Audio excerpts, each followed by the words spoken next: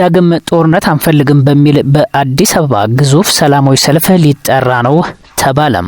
በትግራይ ክልል በህወሓት አመራሮችና በፌደራል መንግስት መካከል እየተፈጠረ ያለው አለመግባባት ወደ በረታ ውጥረት ማምራቱን ተከትሎ በትግራይ ለውጥ ፈላጊ የተባለው ስብስብ በአዲስ አበባ ሰላማዊ ሰልፍ ለማካሄድ ማቀዱን አስታውቋል። የፖለቲካ ፓርቲዎችንና ተጽዕኖ ፈጣሪዎችን ያቀፈው ይህ ስብስብ በክልሉ ዳግም የደም መፋሰስ እንዳይከሰትና ልዩነቶች በሰላማዊና በዲፕሎማሲያዊ መንገድ ብቻ እንዲፈቱ ግፊት ለማድረግ መነሳቱን ገልጿል። ስለ ሰላማዊ ሰልፉ የወጡ መረጃዎችን በዝርዝር እናካፍላችኋለን። አቃቢ ህግ ፋይልና መዝገብ ቤት ኃላፊው በፋኖ ቁጥጥር ስር ገብቷል። ፋኖ በቀጠናው እየሰራው ባለው ደህንነት ክትትል እርምጃ ኃላፊውን በቁጥጥር ስር አስገብቶ ምርመራ መጀመሩን ይፋ አድርጓል።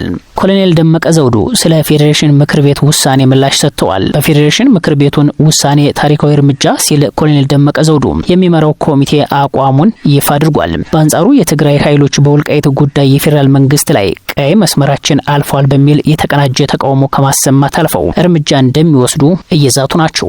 አፋር የመሸገው የሐራ መሬት ታጣቂ ኃይልም ተቃውሞውን አሰምቷል። በኢትዮ ኤርትራ መካከል የተቀሰቀሰው ሰሞነኛ ውጥረት ግለቱ ጨምሯል። እንደ ምንጮች ገለጻ ከሆነ ዛሬ ውሎውን ሁለቱም ሀገራት በመካናይዝድ የታገዘ በብረት ለበስ የታጀበ ኃይላቸውን ድንበር ላይ ማስፈራቸው ተነግሯል። የብልጽግናው መንግስት ኃይል የሆነው መከላከያ ሰራዊት በአፋር ቡሬ መስመር ግዙፍ ኃይሉን አስጠግቶ ማደሩ ሲገለጽ፣ የኤርትራ መንግስት በበኩሉ የቡሬውን ኃይል ለማዛባት በሚል በዛላምበሳና በአብይ አዲ በኩል ግዙፍ ኃይሉን አሰልፎ ማደሩን ከቦታው የወጡ መረጃዎች አረጋግጠዋል። መረጃውን በስፋት ይዘነዋል፣ እናስደምጣችኋለን። ሰላም ጤና ይስጥልን። የተከበራችሁና የተወደዳችሁ አድማጭ ተመልካቾቻችን በያላችሁበት ሰላምታችን ይረሳችሁ። የሰዓቱን መረጃዎች እናስደምጣችኋለን። አብራችሁን ቆዩ።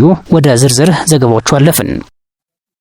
በኢትዮ ኤርትራ መካከል የተቀሰቀሰው ሰሞነኛ ውጥረት ግለቱ ጨምሯል። እንደ ምንጮች ገለጻ ከሆነ ዛሬ ውሎውን ሁለቱም ሀገራት በመካናይዝድ የታገዘ በብረት ለበስ የታጀበ ኃይላቸውን ድንበር ላይ ማስፈራቸው ታውቋል። የብልጽግና መንግስት ኃይል የሆነው መከላከያ ሰራዊት በአፋር ቡሬ መስመር ግዙፍ ኃይሉን አስገብቶ ማደሩ ሲገለጽ፣ የኤርትራ መንግስት በበኩሉ የቡሬውን ኃይል ለማዛባት በሚል በዛላምበሳና በአብይ አዲ በኩል ግዙፍ ኃይሉን አሰልፎ ማደሩን ከቦታው የወጡ መረጃዎች አረጋግጠዋል። ከሰሞኑ በኢትዮ ኤርትራ መካከል የተቀሰቀሰውን ውጥረት ተከትሎም በአፍሪካ ቀንድና በቀይ ባህር ዙሪያ ያለው የፖለቲካ የሙቀት መጠን ከምንጊዜውም በላይ ንረቱ ቀጥሏል። የጂኦፖለቲካው የሊዝ ጨዋታም እጅግ በተፋጠነ ሁናቴ እየተካሄደ ሲሆን የሳውዲ አረቢያ ከፍተኛ ባለስልጣናትን በአዲስ አበባና በአስመራ መካከል የሚያደርጉት ያልተቋረጠ ምልልስም የብዙዎችን ትኩረት ስቧል።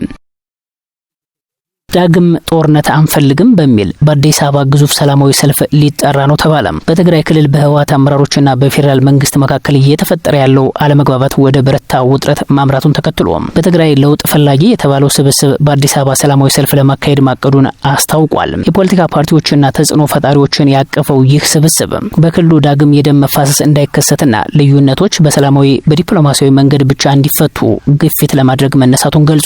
የለውጥ ፈላጊ ስብስቡ አባል ጋዜጠኛ ዳሞራ ያህያ እንደገለጹት በአሁኑ ወቅት በትግራይ ያለው የህወሓት አመራር የህዝቡን እውነተኛ ፍላጎት የማይወክል ከመሆኑም በላይ አሁን እየታየ ያለው የጦርነት ስጋት የውጭ ኃይሎች ድጋፍ እንዳለበት ይታመናል ብለዋል። በመሆኑም በቀጣዮቹ ሳምንታት በሚካሄደው ሰልፍ ይህንኑ እውነታ ለዓለም አቀፍ ማህበረሰብና በኢትዮጵያ ለሚገኙ ኤምባሲዎች በይፋ ለማሳወቅ ዝግጅት እየተደረገ መሆኑን ጠቁመዋል። የባይቶና አባይ ትግራይ ፓርቲ አባል ዶክተር ጸጋ አብ ካሱ በበኩላቸው የትግራይ ወጣቶችና ነዋሪዎች ዳግም ወደ ጦርነት መግባት እንደማይፈልጉ አጽንኦት ሰጥተዋል። ጥቂት ለስልጣን የሚፈልጉ ግለሰቦች የሚፈጥሩት ውጥረት የህዝቡ እንዳልሆነ የገለጹት ዶክተር ጸጋ አብ የፌደራል መንግስት ለክልሉ የሚሰጣቸውን አገልግሎቶች እንዳያቋርጥና ችግሮች በውይይት እንዲፈቱ ፓርቲያቸው ጥረት እያደረገ መሆኑንና ከፌደራል መንግስት ጋር ተባብሮ መስራት አማራጭ የሌለው ግዴታ መሆኑን ተናግረዋል። በተመሳሳይ መረጃ ኮሎኔል ደመቀ ዘውዱ ስለ ፌዴሬሽን ምክር ቤቱ ውሳኔ ምላሽ ሰጥቷል። የፌዴሬሽን ምክር ቤቱ ውሳኔ ታሪካዊ እርምጃ ሲል ኮሎኔል ደመቀ ዘውዱ የሚመራው ኮሚቴ አቋሙን ይፋ አድርጓል። በአንጻሩ የትግራይ ኃይሎች በወልቃይት ጉዳይ የፌደራል መንግስት ላይ ቀይ መስመራችን አልፏል በሚል የተቀናጀ ተቃውሞ ከማሰማት አልፈው እርምጃ እንደሚወስዱ እየዛቱም ናቸው። አፋር የመሸገው የሐራ መሬት ታጣቂ ኃይልም ተቃውሞውን አሰምቷል። በአማራ ክልል ስር የተመሰረተው የወልቃይት ጠገዴ ሰቲት ሁመራ ዞን ምክትል ዋና አስተዳዳሪ በሆኑት ኮሎኔል ደመቀ ዘውዱ ሰብሳቢነትም የሚመራው የማንነት አስመላሽ ኮሚቴ ለምክር ቤቱ ውሳኔ ድጋፉን ሰጥቷል። ኮሚቴው ለምርጫ ቦርድና ለፌዴሬሽን ምክር ቤት በጻፈው ደብዳቤ ውሳኔውን ለአመታት የፖለቲካ መብታቸው ተገፎ ለኖሩ ዜጎች የዲሞክራሲ የዲሞክራሲ ጭላንጭል የፈነጠቀ ታሪካዊ እርምጃ መሆኑን ገልጿል። ኮሚቴው የሚያቀነቅነውን የማንነት ጥያቄ ለመፍታት እንደ አንድ እርምጃ እንደሚቆጥረውም አስታውቋል። ይሁን እንጂ ይህን ምርጫ ለማስፈጸም የመንግስት ጥበቃና የምርጫ ቦርድ ገለልተኛ አፈጻጸም አስፈላጊ እንደሆነ ጠቅሷል። ምርጫ ቦርድ ከምክር ቤቱ የተላለፈለትን ተግባራዊ እንዲያደርግ እንዲሁም ከዚህ ቀደም ህወሓት በወሰነው ህገወጥ አከላለል ተጽዕኖ ስር እንዳይወድቅ አሳስቧል። የወልቃይት ጠገዴና አካባቢው ህዝብ ያለ ማንም ስጋትና ጫና የራሱን ተወካዮች እንዲመርጥ ምቹ ሁኔታዎች እንዲፈጠሩም ጠይቋል። በተጨማሪም ኮሚቴው ተቃዋሚው ፓርቲ ስምረት ውሳኔውን ህገ መንግስታዊ ስርዓት አልበኝነትም እንዲሁም ያስተዳደር ነጠቃ በማለት ያሰማውን ተቃውሞ ተችቷል።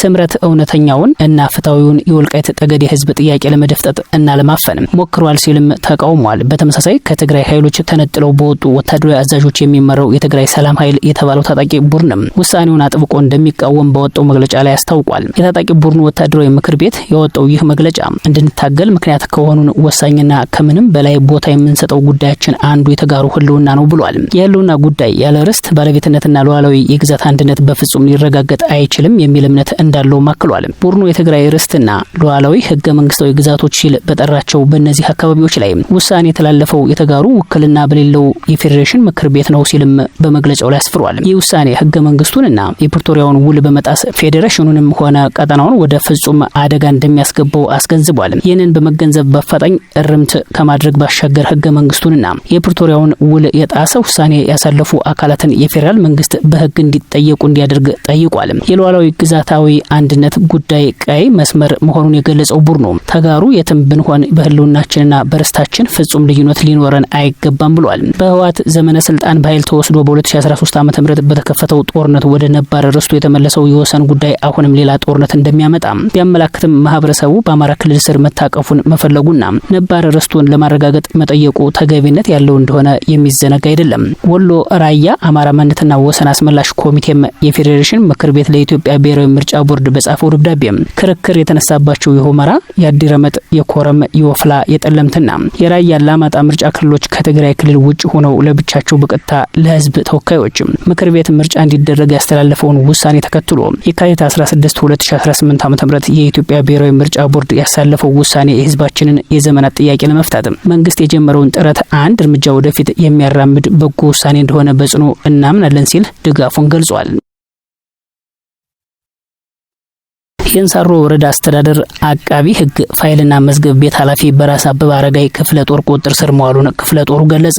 የአማራ ፋኖ ብሔራዊ ንቅናቄ ሸዋ ጠቅላይ ግዛት እዝ አጼ አምደ ጽዮን ኮር ራስ አበበ አረጋይ ክፍለ ጦር ባደረገው የተጠና ክትትል በዛሬው ዕለት የእንሳሮ ወረዳ አስተዳደር የወረዳው አቃቢ ህግ ፋይልና መዝገብ ቤት ኃላፊ በመሆን ላጋዙ በታማኝነት እያገለገለ ያለውን አቶ አለማየሁ ተስፋ የተባለውን ግለሰብ በቁጥጥር ስር መዋሉን ይፋ አድርጓል። ክፍለ ጦራችን ለረጅም ጊዜ በዘረጋው የመረጃና ደህንነት ክፍል ግለሰቡን በራስ አበበ አረጋይ ክፍለ ጦር አመራሮች ባደረጉት ጥልቅ የሆነ የመረጃ ስራ በክፍለ ጦራችን 3ኛ እወይ ሻለቃ ቃኞች ከመኖሪያ ቤቱ በቁጥጥር ስር በመዋል ክትትል እያደረግን እንገኛለን ሲልም ገልጿል። ሞተር ምድብተኛው ሲሳይ ታደሰ 4 ክላሽ በመያዝ ፋኖን ተቀላቅሏል። የ25ኛ ክፍለ ጦር ሞተር ምድብተኛ ፐርሶኔል ኃላፊ የነበረ ሲሆን ከዚህ በፊት በልዩ ኃይል ሚኒሊክ ክፍለ ጦር ውስጥ የነበረ ባድማ ብተና አሁን ደግሞ በመከላከያ ተቋም ውስጥ የሞተር ምድብተኛ ፐርሶኔል ኃላፊ የነበረው ይወጣት በአማራ ወገኖቻችን ላይ እየፈጸሙት ያለው ግፍ አንገብግቦኛል በማለት 3 አባላትን እርምጃ በመውሰድ 4 ክላሽ በመያዝ 201ኛ ኮር 54ኛ ክፍለ ጦርን ተቀላቅሏል። እያሰሩ እያስፈራሩ መልቀቅ በዚህ መንገድ ማሳደድ ጤናማ አይደለም ሲል ፓርቲው ገለጸ። የጋሞ ዞን የኢሃፓ ሰብሳቢ የአርባ ምንጭ ከተማ የትብብር ለኢትዮጵያ አንድነት ፓርቲ እጩ አቶ ሶሎሞን ሳዳ በጸጥታ አካላት ታስረው መለቀቃቸውን የኢትዮጵያ ሕዝባዊ አብዮታዊ ፓርቲ ገልጿል። ፓርቲው በትብብሩ በምርጫ ቦርድ ብርቱ ክትትል ከሰዓታት ያፈና ስር በኋላ መለቀቃቸውን እወቁልኝ ብሎ ብሔራዊ ምርጫ ቦርድንም አመስግኗል። የፓርቲው ፕሬዝዳንት አቶ አብርሃም ሃይማኖት እንደተናገሩት ማታ ቤቱን ከበው አድረው በሌሊት ነበር አፍነው ይዘውት የሄዱት ሲሉ እስሩ የተፈጸመበትን መንገድ ገልጸዋል። እጩ ያለመከሰስ መብት ያለው መሆኑን የዞኑ ሰብሳቢም እንደሆነ አመልክተው ጠንካራ የኢሃፓ አመራር ነው ብለዋል። ከእጩነትም ራሱን እንዲያገል ከዚህ በፊትም በንብረቶቹ ላይ የማቃጠል አደጋ አድርሰውበት ነበር የመንግስት ካድሬዎች ያሉት ፕሬዝዳንቱ ችግሩ በዞኑ የጋራ ምክር ቤት ለመፍታት ከፍተኛ ጥረት መደረጉን አስታውቀዋል። ማሰር አይችሉም ያለመከሰስ መብት ስላለው ሲሉ ገልጸው እውነተኛ ምርጫ እናደርጋለን እየተባለ እጩዎችን በዚህ መንገድ ማሰር ማስፈራራት ተጠናክሮ መቀጠሉ ያሳዝናል ሲሉ አስረድተዋል። በአማራ ክልል ደቡብ ወሎ ዞን፣ ሰሜን ወሎና የኦሮሞ ብሔረሰብ ዞኖች ውስጥ የሚገኙ ከ1000 በላይ መምህራን ስራቸውን ለቀው ወደ አረብ ሀገራትና ወደ ተለያዩ ከተሞች መሰደዳቸው ተነገረ። መምህራኑ ለስራ መልቀቃቸው ዋነኛ ምክንያት የኑሮ ውድነትና የሚከፈላቸው ደሞዝ ካለው ገበያ ጋር አለመመጣጠኑ እንደሆነም ተነግሯል። የተሻለ ኑሮን ፍለጋ የወጣት ተማሪዎች በህገ ወጥም ሆነ በህጋዊ መንገድ ወደ አረብ ሀገር መጓዝ በተለመደበት በአማራ ክልል ሰሜን ወሎ፣ ደቡብ ወሎና የኦሮሞ ብሔረሰብ ዞን አስተዳደር አሁን የተማሪዎች ትምህርት አቋርጦ በህገ ወጥ መንገድ መጓዝ መፍትሄ ሳይበጅለት የመምህራኑ መኮብለል እጅግ እየባሰ መጥቷል። ጉዳዩ በእንቅርት ላይ ጆሮ ደግፍ ሆኗል። በሰሜን ወሎ ቆቦ ወረዳ እና ሀብሩ ወረዳ፣ በደቡብ ወሎ ተውለደሬ፣ ወረባቦ፣ መቅደላ፣ ሳይንት፣ ወግዲና አልብኮ ወረዳዎች፣ በኦሮሞ ብሔረሰብ ዞን የባቲ ወረዳ ገጠራማ አካባቢዎች ባሉት ትምህርት ቤቶች የሚያስተምሩ መምህራን የተሻለ ኑሮ ፍለጋ ጠመኔያቸውን አስቀምጠው ወደ አረብ ሀገራት እየተጓዙ ናቸው። ለጉዟቸው ምክንያት ደግሞ የተሻለ ኑሮ ፍለጋ ነው ሲሉ አንድ መምህር ገልጸዋል። አጠቃላይ ያለው ሁናቴ ካለው የኑሮ ውድነት ጋር ተያይዞ ነው። ያለው የኑሮ ውድነትና የሚከፈለው ክፍያ ተመጣጣኝ ስላልሆነ ተሻገሬ ራሴን አወጣለሁ ከሚል አኳያ ነው። አስፈላጊ አይደሉም፣ ግን ብዙ መምህራን እርግጠኛ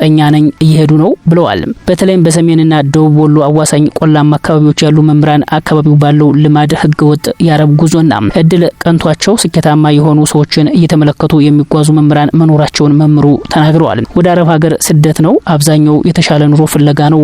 ቦታዎቹ ትንሽ አስቸጋሪ የሚባሉ ናቸው። የሚለቁት አካባቢው ኮሪደር ነው። የማውቃቸው 2 ሴቶች ወንድ በተመሳሳይ ብዙ ሂደዋል። በቃ አብዛኛው ወደ አረብ እየሄደ ነው ሲሉም መምህሩ አስረድተዋል። ከዚህ ቀደም ወደ አረብ ሀገር መጓዝ ያልተለመደበት ሳይንት ወረዳ የሚያስተምሩ መምህራን ይህንን ጉዞ የመረጡ መኖራቸውን የወረዳው ትምህርት ጽህፈት ቤት ኃላፊ አቶ ተዛዙ በላይ ገልጸዋል። አሁን እኛ በ2018 ዓ.ም በጀት ዓመት ከሐምሌ 1 ጀምሮ በጥቅሉ 26 መምህራን በላይ ለቀዋል። ከነዚህ መካከል የተወሰኑት ሴቶች ናቸው እና ወደ አረብ ሀገር የሚሄዱበት አዝማሚያ አለ። እኛ ወረዳ ለምሳሌ ይህ የተለመደ አልነበረም ብለዋል።